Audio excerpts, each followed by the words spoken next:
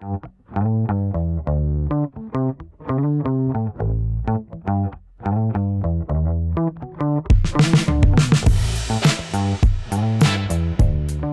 nos collations ne sont pas nécessairement nutritives.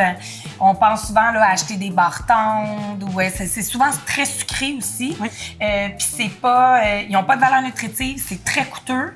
Donc, tu vas nous donner des petites idées de collations qui sont bonnes pour la santé, puis qu'on peut faire en grosse quantité quand même. Exactement. Première des choses, les mélanges de noix. Tu sais, souvent, là, on va aller acheter un mélange de noix toute faite avec soit des fruits secs ou autre. C'est cher d'emblée. On sait les noix, là, c'est quelque chose qui est super cher maintenant. Mais un truc pour économiser, parce que oui, c'est une super bonne collation, parce que c'est riche en protéines, c'est plein de bons gras. Si on n'a pas d'allergie, là, on s'entend. Oui. C'est quelque chose qui va vous soutenir en petite quantité. Fait que ça peut être super le fun là, pour les sportifs ou encore souvent aussi les mamans qui allaitent. Ah, OK. T'sais, souvent, là, on a faim, puis là, notre horaire est complètement chamboulé au début, là, quand on a un petit bébé. Mais d'avoir des petites noix proches de notre table où est-ce qu'on allait, ou encore d'en avoir proche, ça va éviter que vous mangez un peu n'importe quoi qui va vous passer sous la main parce que là, vous avez juste trop faim. Puis souvent, quand on prend des choses passées sous la main, ça veut dire que c'est pas nécessairement le bon choix. Exactement. Ça va être des choix Exactement. Fait que ce qu'on peut faire pour économiser, c'est de s'acheter en grosse quantité. T'sais, des gros contenants, des gros sacs de différentes noix que vous aimez. Puis après ça, vous faire vous-même vos mélanges. La seule chose qui est super importante à pas oublier, c'est que des noix, là, ça reste pas bon super longtemps à la température de la pièce dans l'armoire. Fait que c'est de les conserver au congélateur. Ah, OK. Vous allez là, augmenter super gros la durée de vie de vos noix parce qu'il y a tellement plein de bons gras. Là, si je pense, par exemple, là, les noix de Grenoble. Okay? Les noix de Grenoble, là, je ne sais pas si ça t'est déjà arrivé, là, on va acheter des noix de Grenoble, on va ouvrir le sachet ou le plat, ça fait un petit bout qui est dans l'armoire, ça sent la peinture. Oui. Ça sent super fort, mais ça, c'est quand notre gras, la bonne huile qu'il y a dans nos noix, elle a ranci. Fait que ça, normalement, là, ça veut dire qu'elles sont plus bonnes. Mais là, au prix qu'ils coûtent, tu fais comme, Caroline, c'est donc bien plate. Fait qu'un truc, c'est de les garder au congélateur. Fait que vous pouvez soit les garder individuellement au congélateur, vous préparez votre mélange de noix quand vous en avez besoin, ou ça peut être, si vous savez que ce mélange-là, c'est ce que vous aimez le plus, vous le préparez d'avance, vous gardez ça au congélo, vous en prenez quand vous en avez besoin, puis vous êtes sûr là, que vos noix vont être bonnes super longtemps. Fait que c'est une belle façon d'économiser. Donc, nos boules d'énergie, c'est quelque chose de super nutritif en concentré. Hein? Tantôt, je l'ai dit, là, des fois, quand on a des petits mangeurs, si on a quelque chose de concentré, bien, ça fait qu'ils vont prendre 2-3 bouchées.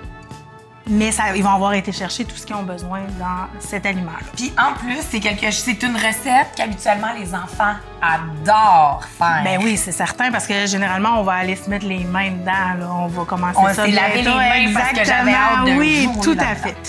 Donc ici, j'ai préalablement pris mes dattes que j'ai achetées comme ça. Je les ai hachées grossièrement. Je les ai passées au robot culinaire avec un petit peu d'eau pour les ramollir. Fait qu'on a ça ici. Advenant, parce que là, moi, cette étape-là, je dois t'avouer que ça, pour moi, qui est pas très bonne avec la cuisine et tout, est-ce qu'il y a moyen que je puisse l'acheter déjà fait?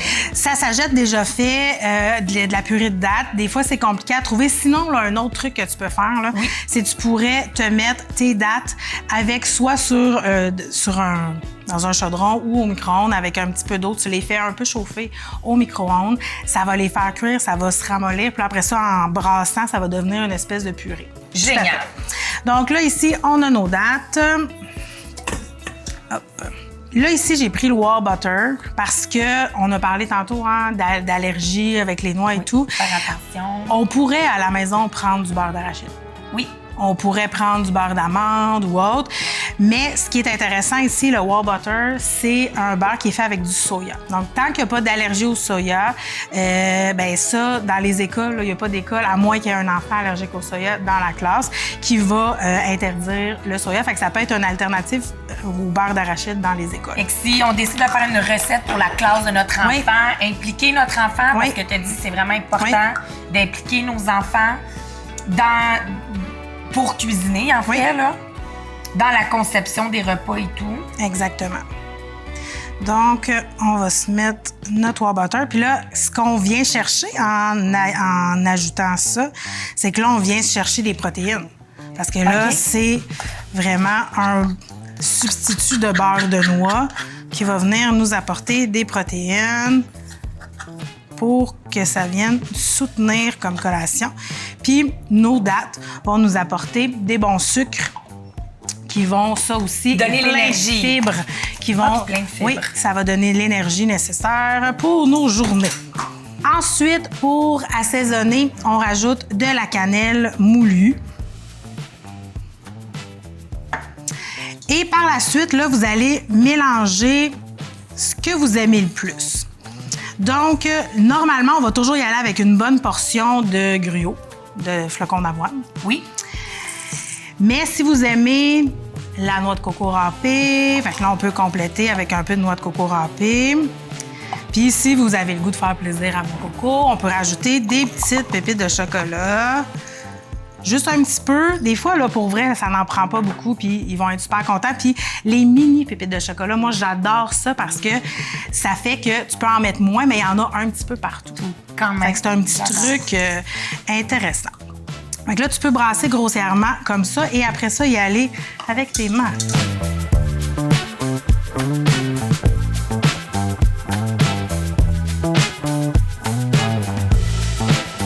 Donc là, une fois qu'on a bien mélangé tout puis qu'on a quelque chose de relativement homogène, tu sais, puis c'est normal, on voit, il en reste dans le fond, là, c'est normal, à force de jouer avec, ça va se remettre dedans, puis même s'il reste 3-4 petites graines dans le fond, c'est correct. Puis après, ce qu'on a simplement à faire, c'est qu'on prend une petite quantité, puis on va venir faire nos petites boules avec de la grosseur qu'on va préférer. Là.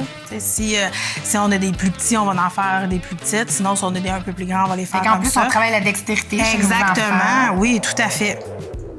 Je vous le conseille fortement. C'est bon au goût, puis c'est vraiment agréable à faire.